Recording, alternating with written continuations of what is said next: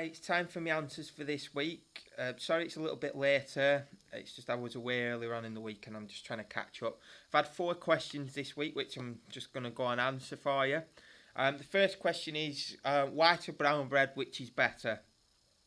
Pretty much they're the same. There's not much difference. So if you had a slice of white and a slice of brown, they're pretty much the same calories, the same protein, pretty much the same carbohydrates. So really, it would, well, actually, there's just a bit more fibre in brown bread, so it's easily been more digestible. So it would depend on what kind of thing you're doing. So with me, I do flexible dieting where it's how many calories I eat in a day.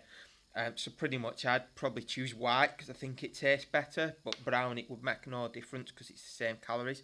If you're doing a thing called if it fits your macros, where you actually calculate how many grams of carbohydrates you have, protein, etc., it would make a difference to what we call net carbohydrates. So you need to be careful with that. But in general, I pretty much just say go with the preference of what you think tastes better.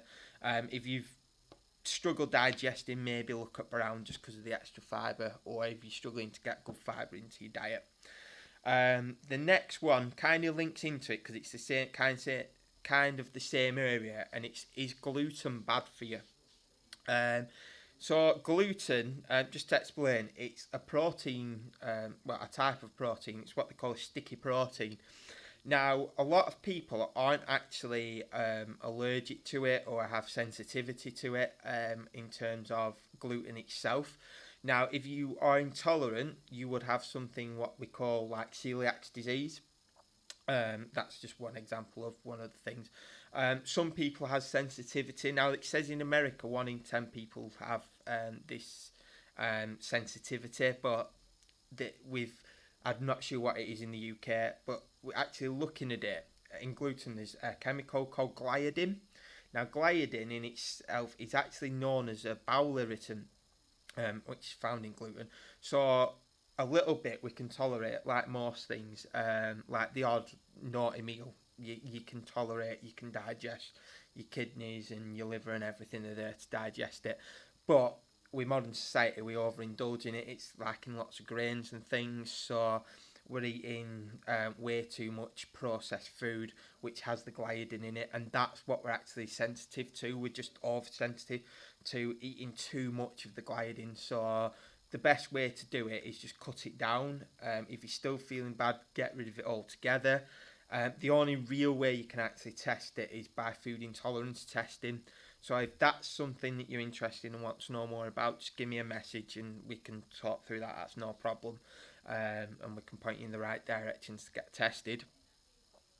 I'm just looking at the questions. Next question, does Slimmers World / Weight Watchers work? It kind of does.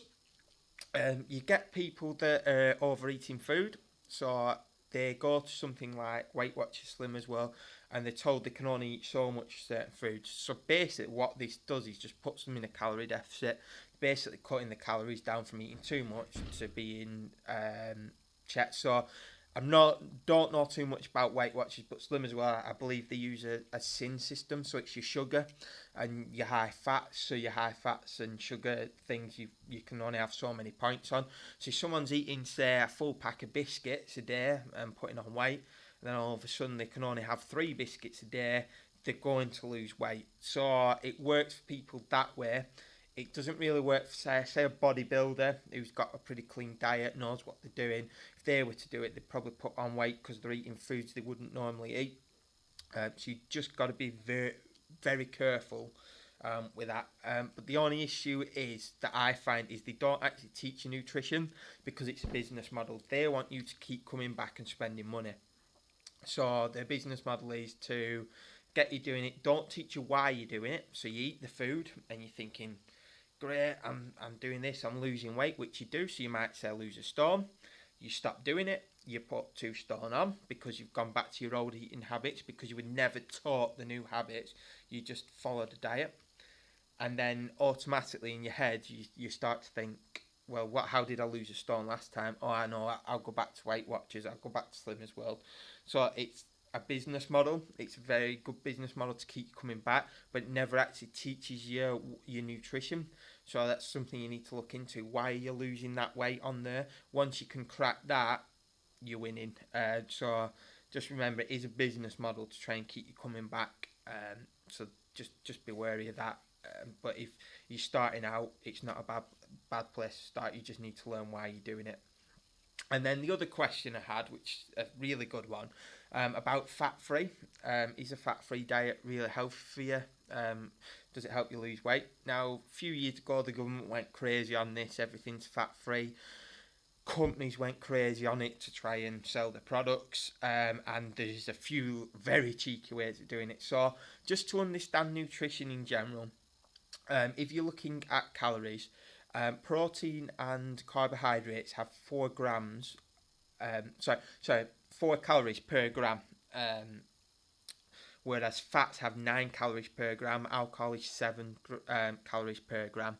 So as you can see, it's over 2 times as much calories in a gram of fat than there is in a gram of carbohydrates.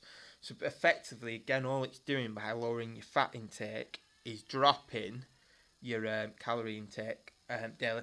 But then it kind of give the good fats and things a bad rap. So you've got to, so basically, as long as you're keeping in your calories, you're going to lose weight with it.